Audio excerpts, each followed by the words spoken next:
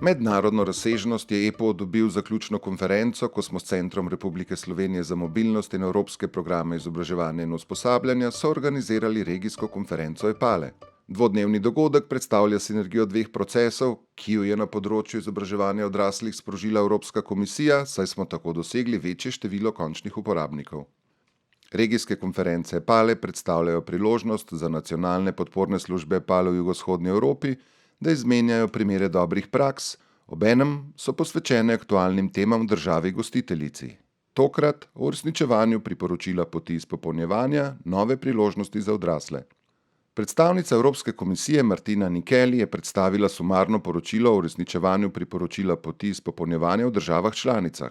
Poudarila je, da bo temu tudi v prihodnje namenjena obilna denarna podpora in dodala, na evropski in nacionalni ravni sta ključna medsektorsko sodelovanje in povezovanje z drugimi pobudami, programi financiranja ter orodji, kot sta EPALE in Europass.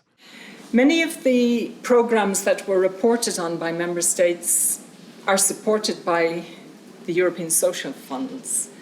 So this means that they're quite short, they have quite a short life, because often when the funding runs out, they're discontinued. So we really need to get a sustainable funding going at national level to continue these programs. V omenjenem poročilu je Slovenija v skupini tistih držav, v katerih je implementacija priporočil poti izpopolnjevanja tesno povezana z ukrepi, ki se večinoma uresničujejo s projekti sofinanciranimi iz Evropskega socialnega sklada. Predstavila jih je magistra Katja Dovžak z Ministrstva za izobraževanje, znanost in šport in opozorila, da ukrepi temeljijo na raziskavi PIAK in določbah novega zakona o izobraževanju odraslih in drugih pravnih podlagah, pomembni pa so tudi demografska predvidevanja ter strateški dokumenti, kot je strategija dolgožive družbe. Na teh temeljih gradi tudi priprava resolucije o nacionalnem programu izobraževanja odraslih v Republiki Sloveniji za obdobje 2021-2030. Ko rečem trajnostno vlaganje v izobraževanje, imam v mislih tako vlaganje na državni ravni, na občinski, na vlaganja strani gospodarstva in tudi posameznikov. Ob tem je izjemno pomembno, kako znamo pravilno umestiti v okvir trajnostnega vlaganja sredstva evropske kohezijske politike. Magistra Zvonka Pangrc-Pahrnik je poročala o slovenskem pristopu uresničevanja priporočila poti izpopolnjevanja. Za obdobje 2017-2019 smo načrtovali številne dejavnosti, s katerimi želimo povečati prepoznavnost ukrepov. Na regijski konferenci smo tako prvič predstavili eno od teh dejavnosti, e-portal poti izpopolnjevanja. Primeri slovenske prakse je predstavil magister Bojan Hajdinjak iz javnega zavoda Cene Štupar.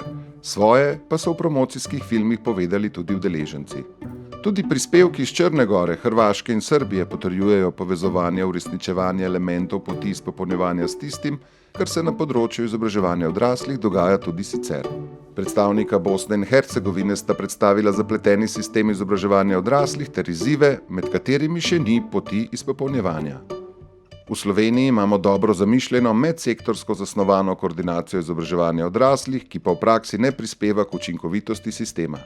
Na to opozarja tudi OECD v priporočilih za vzpostavitev nacionalne strategije spretnosti, ki jih je predstavila Ema Perme z Ministrstva za izobraževanje, znanost in šport.